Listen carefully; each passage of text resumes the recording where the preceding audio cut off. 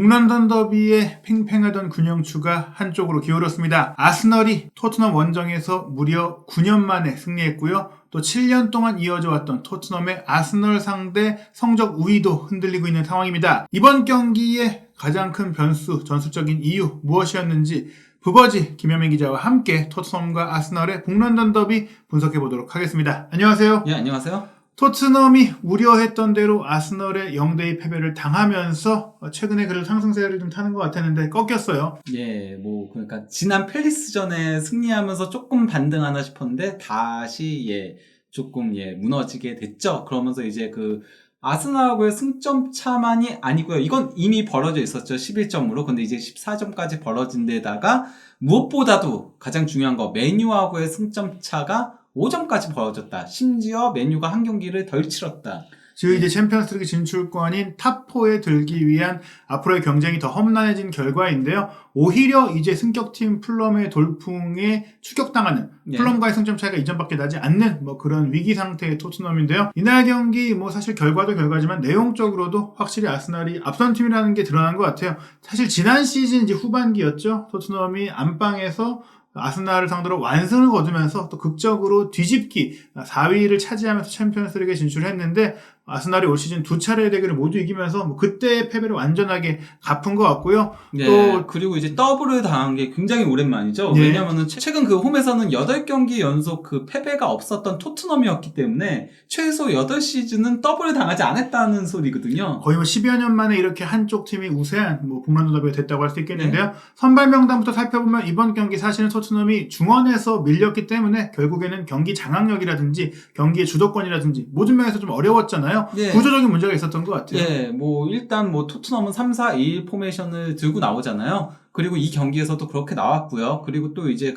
아스날 같은 경우는 4-3-3 포메이션을 쓰는데, 그러면서 이제 기본적인 숫자 자체에서, 중원 숫자 자체에서 이제 3-2로 아스날이 우위를 점하죠. 근데 이제 어차피 토트넘은 역습 축구를 하다 보니까 쿨룹세스키라든가 손흥민 선수의 이제 역습 공격이 굉장히 중요한데, 전반전에는 쿨룹세스키가 부상해서 복귀해서 그런지 전반전은 안 좋으면서 전반전에 밀린 데다가 또 이제 아스날 같은 경우는 사실상 이게 4-3-3이라고 하더라도 실질적으로는 3-2-4-1로 움직이거든요. 그러니까 진첸코가 중앙으로 좁혀 들어오면서 수비형 미드필더처럼 움직이고 이렇게 되면 4명이 중원 블럭을 단단하게 싸는 거예요. 그러다 보니까 안 그래도 중원이 2명인데 4명과 이렇게 되다 보니까 그러면 더더욱 중원 싸움에서 밀릴 수밖에 없는 구조적인 문제가 있었던 거였죠. 예, 결국에는 이제 수적으로 케인 선수가 내려와서 플레이메이커 역할을 하더라도 실질적인 중앙 미드필더 역할보다는 이제 세컨드 톱 정도로 움직이는 것이기 때문에 지금 자카라든지 웨데고르가 공미지만 중미 역할도 함께 하면서 진첸코 파티와 함께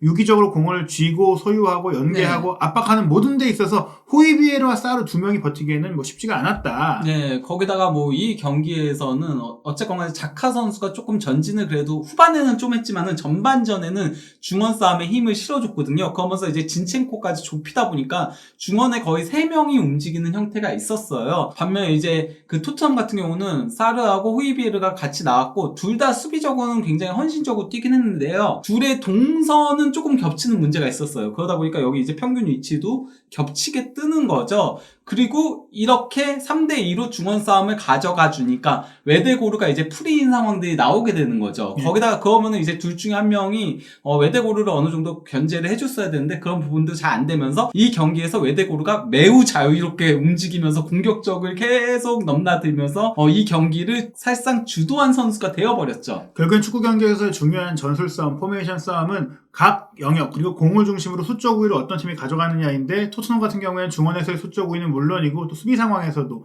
공격 상황에서도 모두 아스널과의 수싸움에서 완전히 밀렸고 그 부분은 결국에는 아르테타 감독이 준비한 플랜 A가 콘테 감독의 플랜 A보다 훨씬 더 잘 작동했다. 감독 싸움에서 전략 싸움에서 또 아스널이 이겼다라고 봐야 될 것 같고 사실 제 개인적으로 봤을 때는 토트넘은 3백을 쓰지만은 왼쪽 센터백이 좀 올라가서 미드필드 역할도 해주고 공격 가담도 해주지만 그런 부분들도 살아나기가 어려웠고 유기성도 떨어졌고 기본적으로 또 윙백을 활용한 축구를 하다 보니까 중앙 지역을 좀 잘 활용하지 않는데 그런 부분들이 이제 아스널을 상대로 더욱더 단점만 드러나는 상황이 된 것 같습니다. 거기다가 이제 아스날이 어쨌건 간에 오른쪽 구역에서의 공격이 매우 위협적으로 이루어졌거든요. 특히 웨데고르가 오른쪽으로 좀 많이 빠지면서 이제 웨데고르, 사카 그리고 베나이트의 오버래핑 거기다 이제 파티가 볼을 배급해주는 그런 역할들이 있다 보니까 올라가기는커녕 밀렸죠. 약간 좀 그러면서 이제 랑글레가 좀 수비적으로 흔들리는 장면들이 제법 있었죠, 이 경기에서. 사실 뭐 제가 감독의 수싸움, 전력 싸움 얘기도 했지만 기본적인 선수들의 퀄리티도 대단했던 게 파티 선수의 안정적인 볼 관리라든지 기점 패스라든지 또 외대고르의 날카로운 킥이라든지 뭐 사카의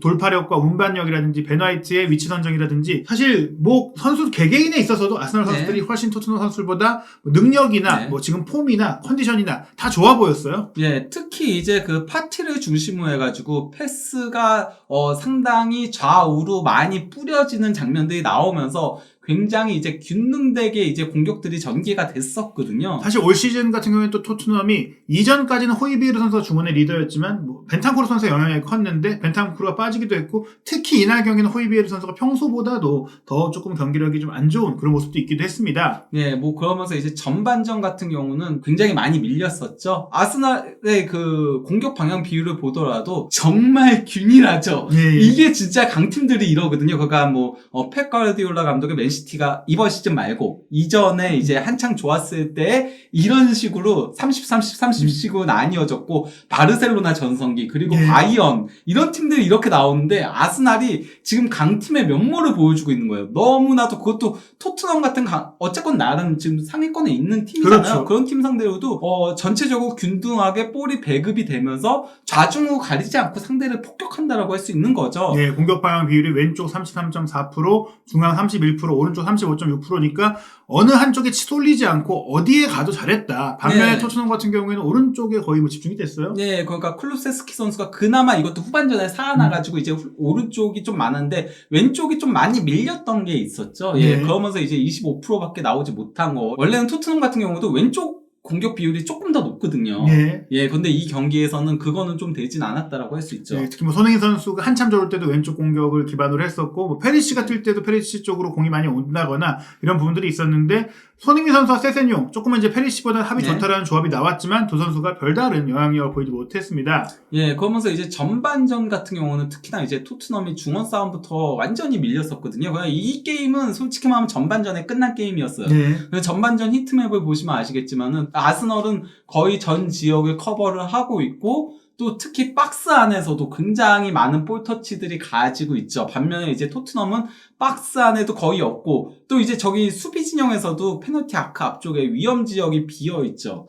그러면서 이제 아스널한테 상당히 위험한 장면들을 내주는 문제가 있었다는 거죠. 네, 뭐 평소에 토트넘이 안 좋을 때도 그렇지만 상대의 중거리 슈팅을 허용할 수밖에 없는 위험 지역에서의 커버가 안 좋다거나 공수 간격이 벌어진다거나 또 상대 문전으로 진입하지 못하면서 공격으로 전환할 때도 조금은 속도가 떨어지고 정밀성이 떨어지다 보니까 사실 총체적인 난국이었다고 봐야 될 것 같은데요. 네, 그러다 보니까 이제 전반전 이건 구역별 점유율인데요.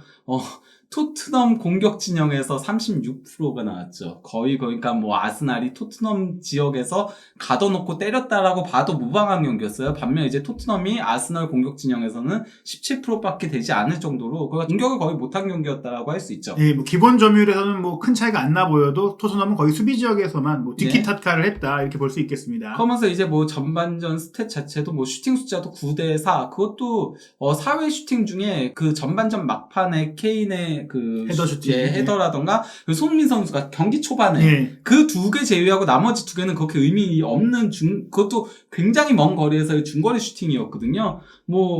그러다 보니까 전반전은 거의 그 아스날이 압도했다라고 할 수 있는데요. 특히 이제 외대고르가 그 전반전 압승의 중심에 있었죠. 볼 터치도 상당히 많이 가져가고 32회를 가져가고 심지어 그 상대 페널티 박스 안에서 두 번의 그 볼 터치를 가져가기도 했었고요. 패스 성공률도 88%를 기록하면서 뭐 골까지 넣었었죠. 사실 뭐 이 활동 보면 보더라도 강한 전방 압박, 뭐 이선에서의 연계, 후방에서의 빌드업, 뭐 미드필더로서 필요로 하는 요구되는 모든 역할을 뭐 에데고르가 다 해줬다 이렇게 볼 수 있겠습니다. 특히 이제 전반전에 그 페널티 박스 안을 제가 그 아스널이 지배를 했었다라고 했잖아요. 토트넘 전체가 상대 페널티 박스 안에서의 볼 터치가 3회였는데요. 아스널에서는 마르티넬리가 6회, 은케티아가 5회, 부카요 사카가 4회. 이게 그러니까 악순환의 반복이었어요. 그 아스날 선수들이 박스 안에서 볼 터치 엄청나게 많이 가져가다 보니까 수비진은 밀릴 수밖에 없었죠. 밀리다 보니까 그 위험 지역 앞쪽이 비게 되면서 거기서 중거리 슈팅을 너무 많이 허용했고 그러다가 결국 웨데고르의 골도 나왔었고 그 전에 파티에 그 골대 맞추는 슈팅도 있었고 그러면서 이제 토트넘 같은 경우는 전반전에만 파페사르가 소유권 획득 7에 그 태클 3에 열심히 수비만 하고 있었다는 거죠. 네. 말 그대로. 그나마 이제 비수마가 계속해서 좋지 않은 경기를 보이는 가운데 사르가 뭐 이런 역할을 해준 게 다행이긴 한데 결과적으로는 팀을 승리로 이끌기에는 역부족이었고 사실 이런 흐름들 특히 이선 지역의 슈팅을 허용하는 부분들은 전반기 아스널과 경기에서도 드러났던 부분인데 그게 수정되지 않았다는 점은 콘테 감독이 전반기의 패배에서 교훈을 얻지 못했다. 그리고 저기 문구도 보시면 아시겠지만요. 파페사르가 물론 뭐 그가 수비적으로 좋은 수치들을 올렸음에도 불구하고 아스날이 그를 바쁘게 만든 거다. 그렇죠. 예, 이렇게 표현을 한 거죠.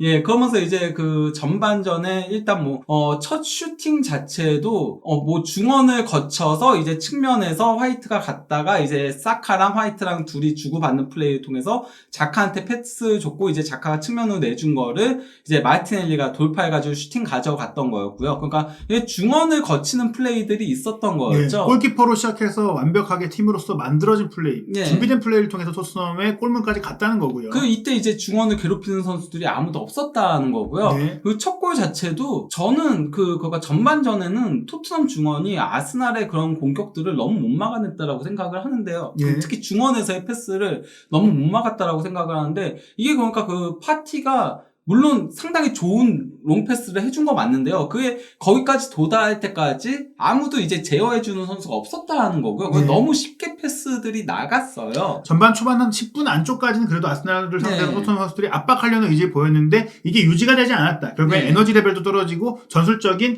규율도 잘 잡히지 않았다는 느낌이 있었습니다. 말씀하신 대로 파티의 패스가 좋았지만 그 전에 이 빌드업 과정이 너무나 매끈했어요.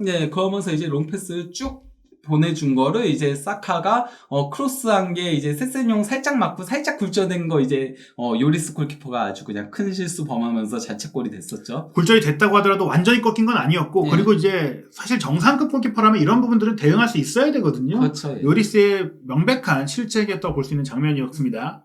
그리고 또 이제 이후에는 제가 아까 얘기했던 장면들이 많이 나오거든요. 그러니까 너무 밀리다 보니까 이제 페널티 아크 그 주변에가 너무가 비어 있는 그런 상황들이 나오고 그러면 이제 아스날이 중거리 슈팅들을 계속 가져가게 됐어요. 일단 뭐 22분경에 웨데고르가 위협적인 중거리 슈팅을 가져간 게 이제 골키퍼 선방에 막혔었고요. 그 다음에 이제 또 파티의 중거리 슈팅이 골대 맞고 나가는.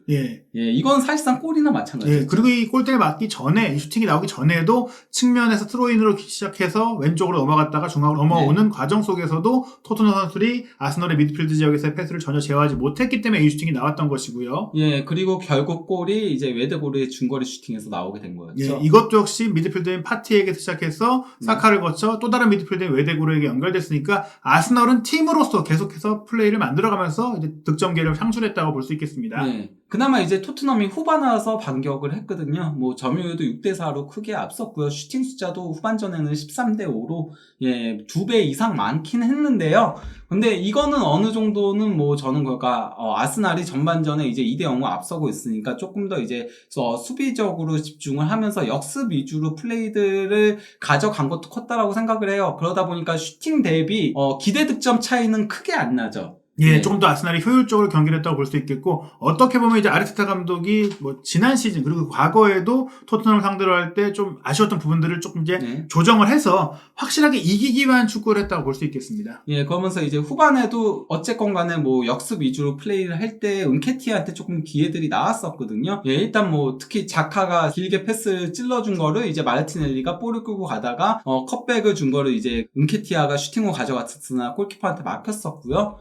그 다음에 이제 후반 24분경에 이 장면 굉장히 좋았죠. 근데 자카가 이제 길게 볼을 끌고 올라갔다가 수비 2명 사이로 로빙 패스를 딱 넘겨준 거 은케티아가 슈팅 가져갔는데 이거는 조금 슈팅이 아까워가지고 원래는 골이 됐어야 되는 장면인데 요리스한테 맡겼죠. 하지만은 이 장면도 자카가 이렇게 볼을 오랫동안 끌고 올라올 때까지 아무도 방해하는 선수가 없었다는 문제가 있긴 했어요. 사실 뭐 이런 장면들을 보시면은 충분히 이제 아스날이 3대0 정도로 이길 수 있는 경기, 최소한 3골 정도로 넣을 수 있는 경기를 했다라고 볼 수 있는 그런 후반전 내용이었어요. 그리고 이제 그 프리킥 장면에서 이제 웨데고르가 차는 척 하면서 그래서 상대 벽을 뛰게 한 다음에 자카가 찼는데 이게 골대에 넘어갔었죠. 이 슈팅도 날카로웠기 네. 때문에 충분히 골일 수 있었다. 사실 후반전에 분명히 토트넘도 뭐 좋은 기회들을 많이 만들었고 슈팅도 열심히 때렸고 뭐 사력을 다했다. 네. 분명히 이제 홈 경기니까 선수들이 분명히 투혼을 발휘한 건 맞아요. 네. 그러다 보니까 지표상으로는 올라왔지만 누가 봐도 이 경기는 기록 네. 이상으로 아스널이 주도했다고 볼 수 있을 것 같아요. 그럼 뭐 지표 자체는 뭐 기대 득점도 1.5골 대 1.7골 크게 차이 안 나죠. 슈팅은 도리어 더 많았죠.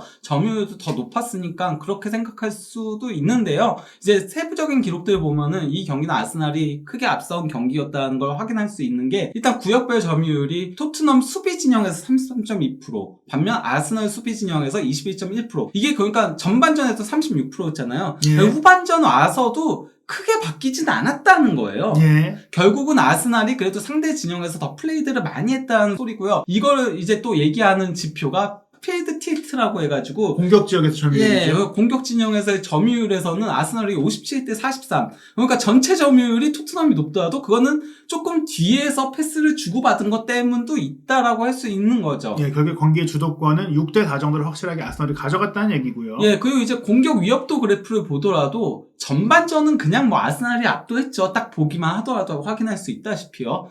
그리고 후반전도 토트넘이 좀 앞섰나 싶긴 하지만은 정작 후반 초반 정도만 제외하고는 그 전체적으로 놓고 보면 그래도 아스날이 소폭 우위였어요. 후반전조차도. 그러니까 후반 시작하자마자 15분 정도 확 몰아쳤고 그때 네. 한 골을 많이 넣었다면 또 토트넘이 동점까지 그렇죠. 가져갈 예. 수 있는 길 마련했겠지만 그게 좀 그걸 아쉬웠죠. 못 살리면서 결국엔 아스널이 노련하게 경기를 운영하고 마쳤다. 예, 거기다가 이 경기에서 어쨌건 간에 아스날이 압박이 굉장히 좋았었거든요. 그래서 하이 턴오버스가 이제 위험 지역에서의 이제 상대 실수 유발하는 걸 얘기를 하잖아요. 이게 그 토트넘 4회, 아스널 8회. 그러니까 아스날이 2배가 더 많았다라고 할 수 있는 거고요. 예, 그리고 무엇보다도 이게 가장 큰데요. 존 14가 이제 그 페널티 아크 앞쪽에 그 위험 지역 얘기하는 거잖아요. 그쪽으로 예. 패스가 들어간 횟수도 32회. 이게 어지간하면 나오는 수치가 아니거든요. 그렇죠. 예, 그 원래 16회도 괜찮게 나온 수치예요. 토트넘도 후반전에 좀 열심히 공격했기 때문인데 예. 그러니까 이 위치가 어떤 의미냐면 여기서 나오는 패스, 여기서 나온 슈팅이 가장 골로 연결되는 경우가 많다고 해서 뭐 축구 분석가들이 존 포틴이라고 이제 얘기하는 그 네. 영역인데 이 영역을 아스널이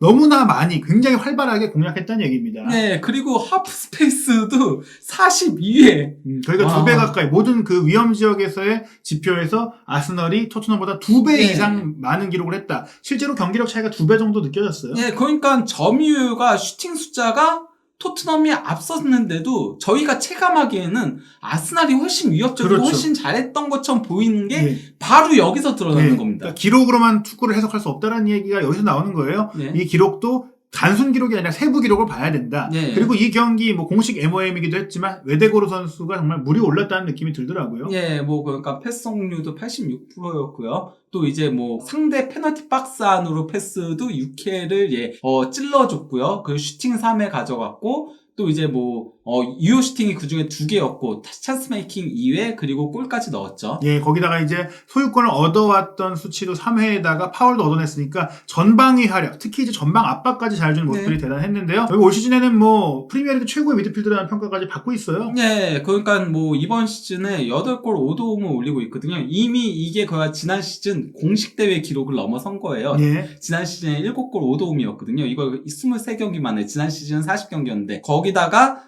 이 기록이 전부 다 프리미어리그예요. 왜냐면은 웨데고르가 FA컵하고 리그컵에 한 경기도 안 예, 나왔거든요. 활발한 로테이션이 좀 이루어진 거죠. 네, 그런데 바로 프리미어리그에서만 17경기 8골 5도움을 올리면서 케빈 데브라이너와 함께 케빈 데브라이너가 그러니까 3골 10도움이거든요. 예. 13개의 공격 포인트로 프리미어리그 미드필더들 중에서는 가장 많은 공격 포인트를 올리고 있어요. 그리고 게다가 득점으로 보자면 또 확실하게 8골로 압도적이기 때문에 어떻게 보면 이제 과거에 이제 램파드나 제라드 같은 골 넣는 미드필더, 미들라이크로서의 면모를 보이고 있다고 할 수 있겠습니다. 예. 하지만 또 웨데고르 혼자 잘한 건 아니잖아요. 예, 그러면 웨더고르 밑에서 파티하고 자카가 정말 보조를 잘해줬거든요. 그러다 보니까 웨더고르가 프리하게 이제 움직일 수 있었던 거였는데요. 뭐, 일단 파티 같은 경우도 이 경기에서 패스 성공률 92%를 자랑을 했고요. 특히 롱패스 5회 시도해가지고 4회 성공시키기도 했고요. 예, 그리고 뭐 이제 그라운드볼 경합도 상당히 잘해주고, 예, 그러면서 좋은 모습들 보여줬죠. 예. 거기다 이제 자카 같은 경우는 이게 경기 막판 84분경이었나? 예. 갑자기 노루 패스 이상한 거 해가지고 패스 한 번 실패한 거. 그 전까지 100%였어요. 패스 네. 성공률이. 그러다 딱 한 번 실수한 게 있었던 거였고요. 예. 예, 뭐, 그 전체적으로 볼 끌고 올라가는 거라던가 경기의 영향력도 굉장히 높았던 데다가 무엇보다도 소유권 이루는 수가 2회밖에 되지 않아요. 예. 말 그대로 점유율을 이끌었다라고 할 수 있는 거죠. 네, 파티가 좀 조금 더 밑에서 좀 기점 패스도 많이 연결해주고 또 경합도 많이 해주고 그 사이에서 자카가 연결고리 역할을 해주면서 공을 안정적으로 뿌려주고 또 웨데고르가 마무리 지역에서 공격 지역에서 해결해주고 이 3미들의 역할 배분이 굉장히 잘 돼 있고 균형이 좋았다. 네. 그리고 이 말씀드린 대로 아스날이 중앙을 완벽하게 지배하는 데 있어서는 제4의 미드필더가 있었던 겁니다. 네, 그냥 진첸코가 중원 싸움에 힘을 실어줬는데요. 일단 뭐 수비적으로도 상당히 좋은 모습 보여줬죠. 그 태클 성공률이 100%였고요. 그리고 이제 공중볼 경합 4회 해가지고 4회를 모두 다 따냈고요. 또 이제 그라운드볼 경합도 4회 시도해가지고 3회 성공시켰고요. 클리어링 2회 그리고 또 이제 볼 소유권 회복이 이제 3회 기록을 하고 또 이제 패스 성공률도 87%, 볼 터치도 88회를 가져가면서 볼을 점유하면서 또 이제 수비적으로도 좋은 모습을 보여줬다고 할 수 있는 거죠. 그 최근의 폼을 보자면 사실 맨시티가 왜 진첸코를 팔았나 그런 생각이 들 정도. 오히려 그렇죠. 맨시티가 지금 절실하게 필요한 그 풀백 자원이고 또 이런 전술적인 역할을 하고 있는데 어떻게 보면 이제 맨시티에서 밀려서 왔다고 볼 수 있지만 오히려 그 이상의 경기를 보여준 게 진첸코라고 할 수 있겠습니다. 반면에 이제 파페사르하고 후이비르하고 뭐 나빴던 경기까지는 아니었거든요. 근데 너무 수비하느라고 바빴다는 거죠. 네. 예, 그럴 수밖에 없는 게 밀리다 보니까. 음. 예, 특히 뭐 이 경기에서 사르 같은 경우는 뭐 그라운드 볼 10회 경합해가지고 5회 따냈고, 그리고 이제 클리어링 1회, 가로채기 3회, 그리고 태클 3회, 뭐 이렇게 기록을 했고요. 호이베르 같은 경우는 뭐 볼 경합 6회 해가지고 5회를 따내기도 했고, 클리어링 2회, 슈팅 차단 1회, 가로채기 2회, 그리고 태클 1회를 기록했는데 아쉬운 지표가 소유권을 잃은 횟수가 11회였다는 거. 네. 그 두 선수 모두 수비적으로는 개인적으로 분전하고 또 아스날의 공격을 막기 위해 몸을 던지고 잘 싸워줬지만 결국 중요한 건 미드필드로서 공격을 전개하고 또 경기를 네. 풀어갈 수 있는 역할이 중요한데 그런 부분에 있어서 하나도 빈다지 못했다. 물론 이제 수적 열세라든지 전술적인 부분이라든지 예. 많은 면에서 아스널에게 이제 불리했기 때문에 뭐 이 선수들이 개인적으로 뭐 실력이 없거나 뭐 떨어졌거나 원흉이라고 볼 수는 없겠지만 분명한 건 아스널의 중원에 토트넘에 압도당했다는 겁니다. 네, 그러니까 차라리 이번 경기 같은 경우, 특히 아스널처럼 중원의 숫자를 매우 많이 가져가는 팀 같은 경우는 3미들로 나와서 5-3-2로 나오는 게 어땠을까라는 생각을 지울 수가 없었어요, 경기 내내. 네, 실제로 전반기에 좀 미드필드 라인에 부상이 있기 때문이겠지만 콘테 감독이 이제 3-5-2, 5-3-2 대형으로 좀 비수마를 투입한 3미들로 경기를 할 때 오히려 손흥민 선수도 살아나기도 했고 또 미드필드에서의 문제들도 해결되면서 이게 더 나은데? 이런 얘기가 있었지만 결국에 콘테 감독은 3-4-3을 고집하면서 계속 이제 같은 문제점들을 드러내는 경기 내용도 부실하고 조금은 역습 위주의 단조로운 축구를 하다 보니까 실제 성적에 비해서 더 안 좋은 평가를 받아왔거든요. 이게 그러니까 그 콘테 감독이 3-5-2를 포기하게 됐던 이유가요.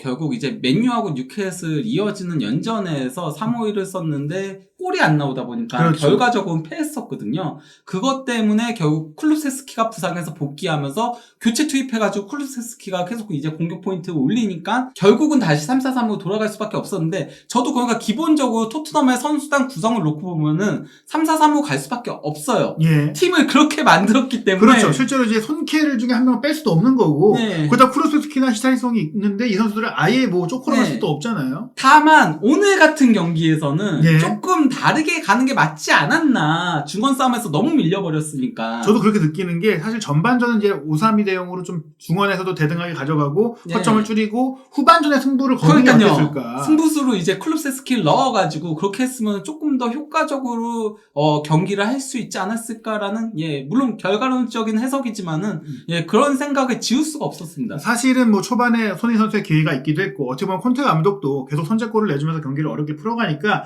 후반 승부수보다는 빠르게 전반전에 선제골을 넣고 그 다음에 상대가 올라오면 뒷공간을 때리자. 특히 아스날은 라인이 높은 팀이니까 그걸 노린 것 같은데 선제골을 내주면서 이제 그리고 그러기엔 지금의 아스날은 너무 그렇죠. 강했다.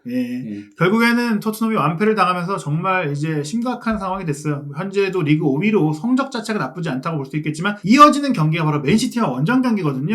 물론 사실 지금 경기력과 폼을 보자면 아스널이 맨시티보다 강하고 오히려 맨시티가 조금 허점이 있어 보이긴 하는데 토트넘이 이제 반등하고 그래도 4위 희망을 가져가려면 이 경기 무조건 이겨야 되잖아요. 거기다가 이제 맨시티가 이번 시즌 들어서 처음으로 연패당한 거예요. 그러니까요. 예, 그렇기 때문에 맨시티도 토트넘전에는 조금 정신무장을 하고 나올 가능성이 상당히 높거든요. 예, 게다가 맨시티전 이어지는 풀럼전도 지금 풀럼이 당장 토트넘을 턱 밑까지 쫓아온 그렇죠. 6위고 첼시를 잡기도 했고 아주 경기력이 좋습니다. 지금 뉴캐슬에 패배한 경기도 석패였는데다가 뭐 약간 논란이 됐던 뭐 불운했던 페널티킥의 이제 미인정 네. 상태도 있었거든요. 맨시티전 풀럼전 그리고 뭐 FA컵 경기는 뭐 프레스턴이니까 이긴다고 쳐도 또 맨시티를 만나야 되는 네. 상황. 토트넘이 이 일정에서 자칫 잘못하면은 4위권 도전이 아니라 중위권으로 떨어질 수도 있겠는데요. 이게 뭔가 여왕서거 때문에 맨시티전이 밀리면서 이렇게 죽음의 일정이 잡히게 된 거거든요. 예. 토트넘 입장에서는. 예, 그리고 또 여기서 만약에 밀리게 된다면은 자칫 이제 2월 15일에 있을 챔피언스 리그까지도